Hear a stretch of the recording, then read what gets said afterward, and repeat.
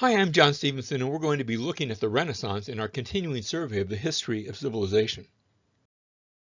What is the Renaissance? Well, the word itself means a rebirth, and of course, for something to be reborn means that there's some connection to its prior existence. I've been born, I guess you could say I've been born again too, with a spiritual rebirth. And that means that I was already alive, and then something new came in. Well, the rebirth looked in the areas of art and literature and science and politics, where it looked back to its earlier roots, not from the medieval period out of which they had just come, but rather back to Greek and Roman roots. Now, the Renaissance presupposed a Christian worldview.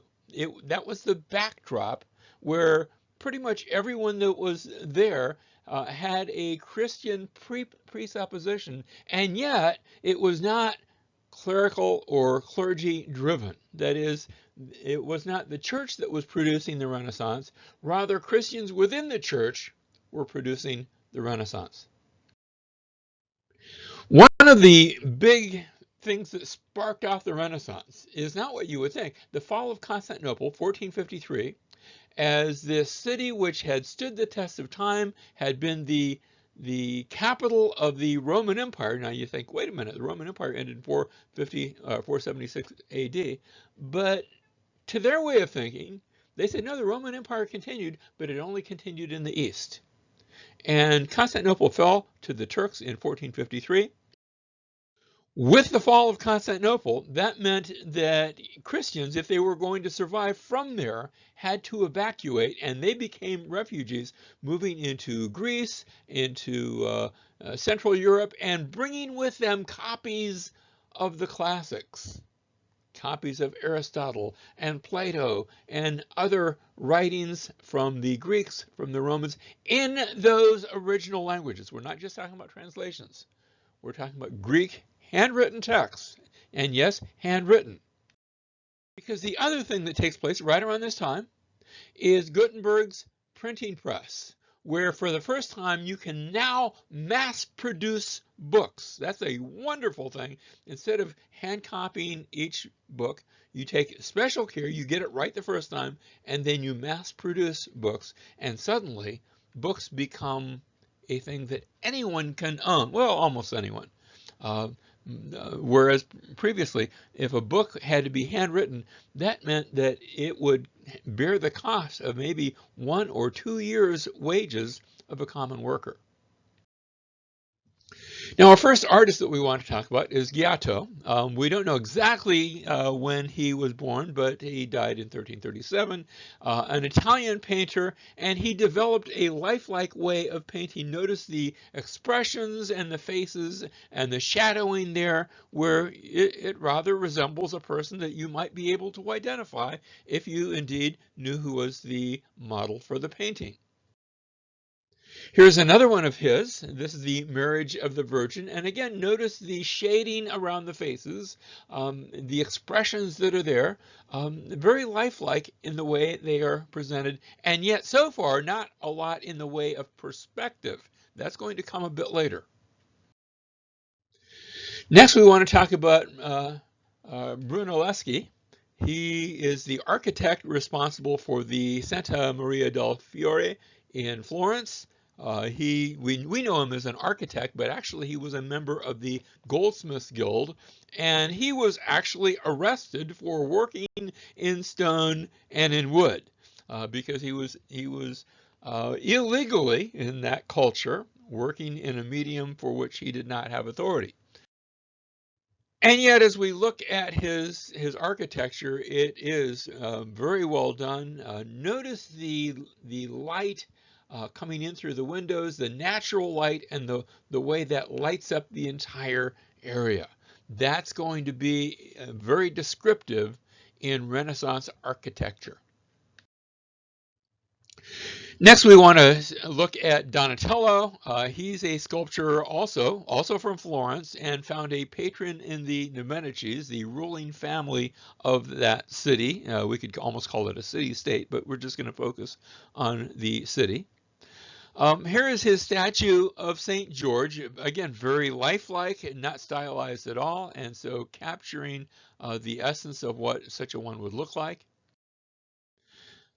This one is his statue of David. Yes, David from the Old Testament. You say, well, that doesn't really look like how I would imagine David looks like. And we're going to compare this with 100 years later. We'll see Michelangelo and his rendition of David.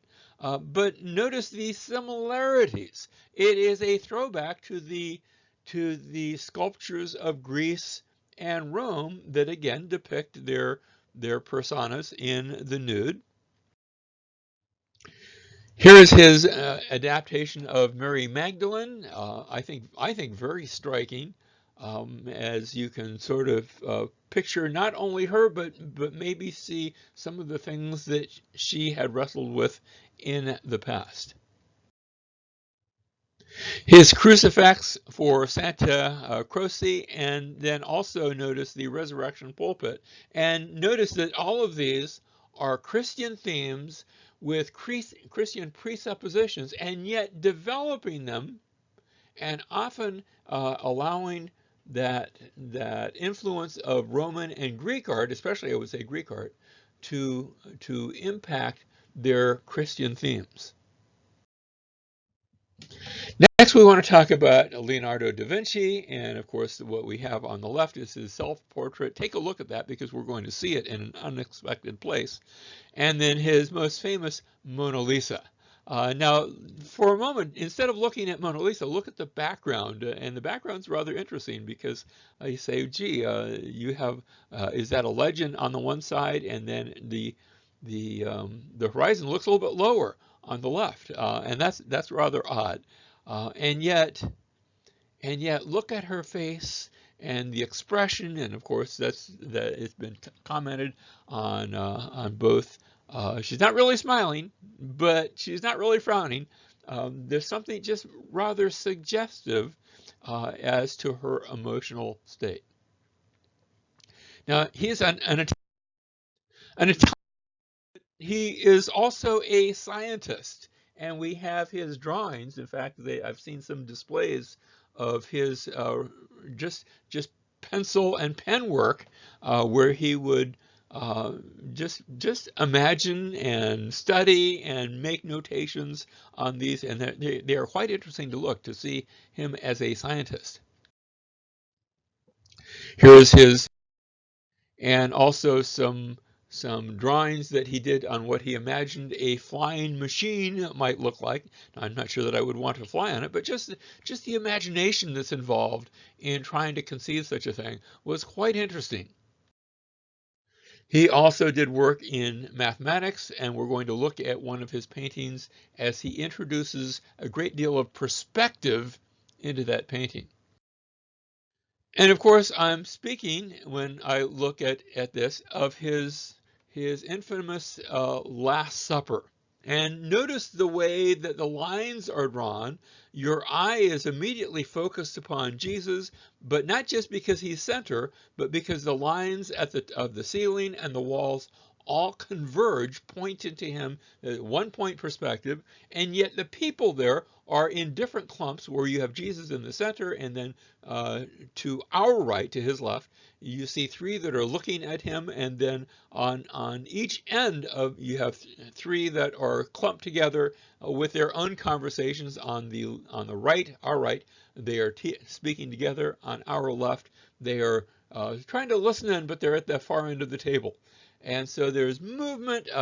Notice there's one person right next to Jesus, probably supposed to be Peter, with he's got his hand up, saying, "Look, they might not,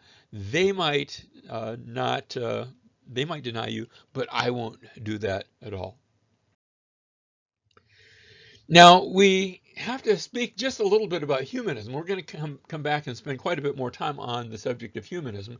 But when we speak about humanism in this context, in the Renaissance context, it is religious in nature. It's a reaction to the medieval scholasticism of the previous era, and it reflects a desire to return to the Greek and Latin classics that had been brought about. Remember, because of the fall of Constantinople, we have those Greek classics that are now introduced into Europe, and there's folks are saying maybe we need to go back and read those again and let those influence both our thinking and even our understanding.